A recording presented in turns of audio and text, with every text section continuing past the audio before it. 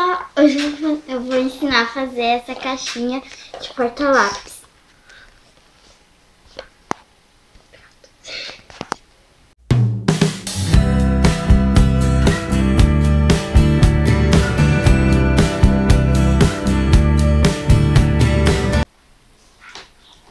Então, para fazer essa caixinha você vai precisar de uma caixa, né, de cola, durex, uma régua, caneta, tesoura e papel para decorar.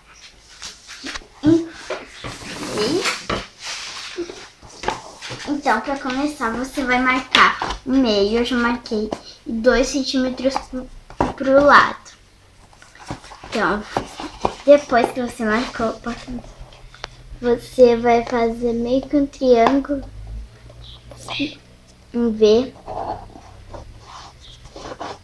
E uma coisa que não pode marcar 2 centímetros na parte de baixo, só na de cima.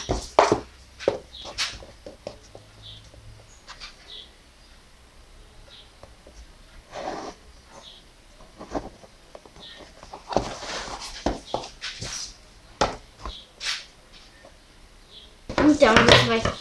Eu esqueci de falar, tem que tirar a tampa.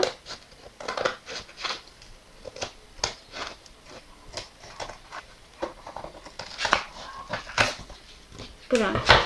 Aí agora você vai recortar nas suas marcações.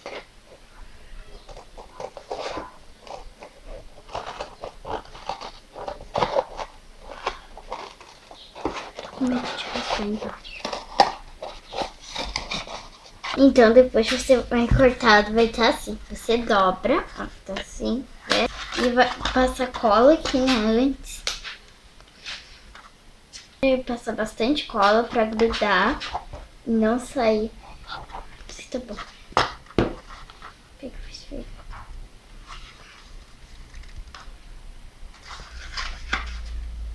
Espere secar. Eu vou botar um prendedor aqui e eu vou fazer o resto. Pronto.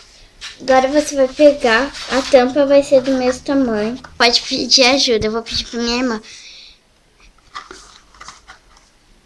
E não tem problema se ficar aparecendo, porque depois a gente vai encapar com papel decorado.